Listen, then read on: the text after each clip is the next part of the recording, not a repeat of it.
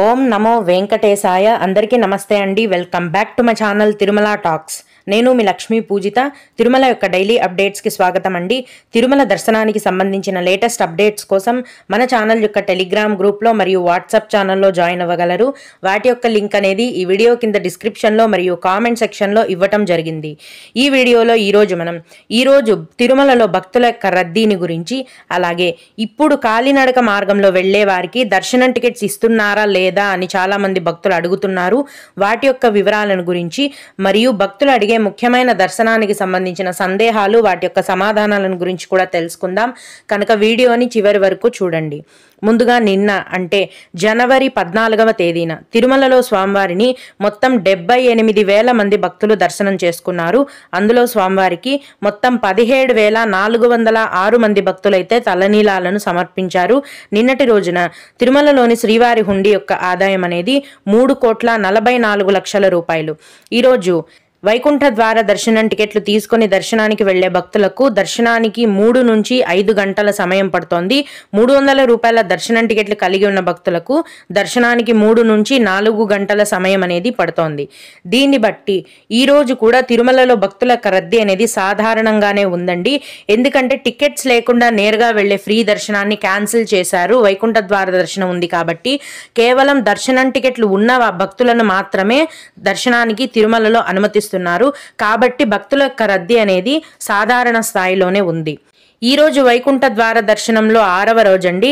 జనవరి 19వ తేదీ వరకు కూడా తిరుమల ఆలయంలో ఈ వైకుంఠ ద్వార దర్శనం మాత్రమే ఉంటుంది. కాబట్టి మిగతా అన్ని రకాలైన ప్రత్యేక దర్శనాలను కూడా టీటీడీ వారు క్యాన్సిల్ చేయడం జరిగింది. కేవలం వైకుంఠ ద్వార దర్శనం టికెట్లు ఉన్న వారిని మాత్రమే భక్తులను దర్శనానికి అనుమతిస్తారు.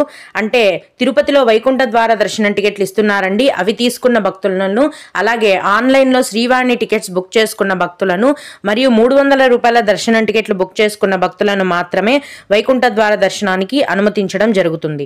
ప్రస్తుతం తిరుపతిలో జనవరి 16వ తేదీ వరకు సంబంధించిన వైకుంఠ ద్వార దర్శనం టికెట్లన్నీ ఇచ్చేశారు.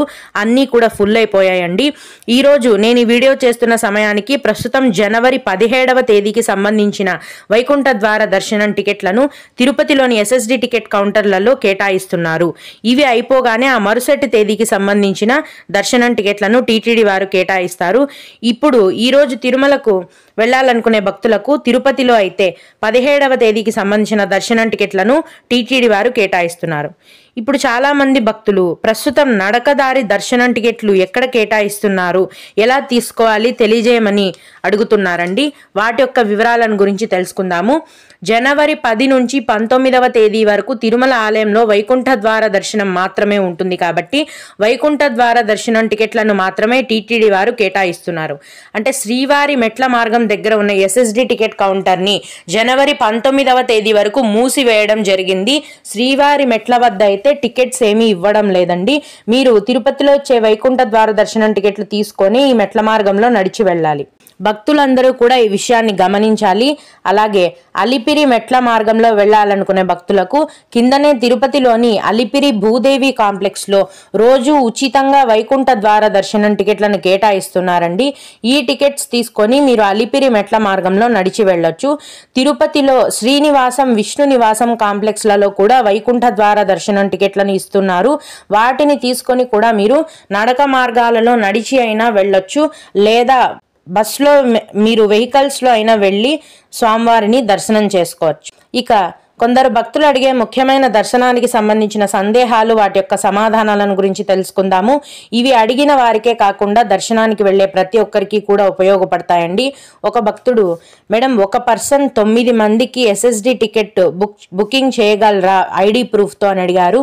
లేదండి, SSD టికెట్స్ అనేవి తిరుపతిలో ఇస్తారు. ఎవరి టికెట్ కోసం వారే క్యూ లైన్లో నిలబడాలి. వారి యొక్క ఆధార్ కార్డు తీసుకొని 10 మంది కోసం ఒకరు వెళ్ళడము అలా కుదరదండి. ఖచ్చితంగా ఎవరి దర్శనం టికెట్ ని వారికి మాత్రమే టీటీడీ వారు కేటాయిస్తారు. ఎవరి ఆధార్ వారే తీసుకొని క్యూ లైన్ లో నిలబడి టికెట్ ని తీసుకోవాల్సి ఉంటుంది. అలాగే మేడం ఫిబ్రవరి 17వ తేదీకి 300 రూపాయల దర్శనం బుక్ చేసుకున్నాము. మాకు 3 గంటలకు, మా సిస్టర్కి 6 గంటలకు దొరికింది. కలిసి వెళ్ళొచ్చా అని అడిగారు. అవునండి, 300 రూపాయల దర్శనం టికెట్ కాబట్టి మీరు మీ సిస్టర్ వాళ్ళు కలిపి 3 గంటలకే దర్శనానికి వెళ్ళొచ్చు. అలాగే ఇంకొకరు తిరుమలలో రూమ్స్ టైమింగ్స్ చెప్పండి సిఆర్ఓ ఆఫీస్ దగ్గర అని అడిగారు. మామూలుగా కూడా తిరుమల సిఆర్ఓ ఆఫీస్లో మాత్రమే రూమ్స్ ఇస్తారండి. తిరుమల కొండపైన సిఆర్ఓ ఆఫీస్లో ప్రతిరోజు ఉదయం 5 గంటల నుంచి ఉదయం 11 గంటల వరకు రూమ్స్ని కేటాయిస్తారు. ఉదయం 11 గంటలు దాటిన తర్వాత దాదాపుగా రూమ్స్ అన్నీ ఫుల్ అయిపోతాయి. ఈ రూమ్స్ తీసుకోవాలంటే మీ యొక్క ఆధార్ కార్డ్ అనేది ఖచ్చితంగా ఉండాలి. రూమ్స్ యొక్క కాస్ట్ అనేది 100 రూపాయల నుంచి మొదలవుతుందండి. సౌకర్యాలను బట్టి కాస్ట్ అనేది పెరుగుతూ ఉంటుంది. అలాగే ఇంకొకరు, మేడం రేపు నైట్ 9 గంటలకు SSD టోకెన్స్ ఏ రోజుకి దొరుకుతాయని అడిగారు.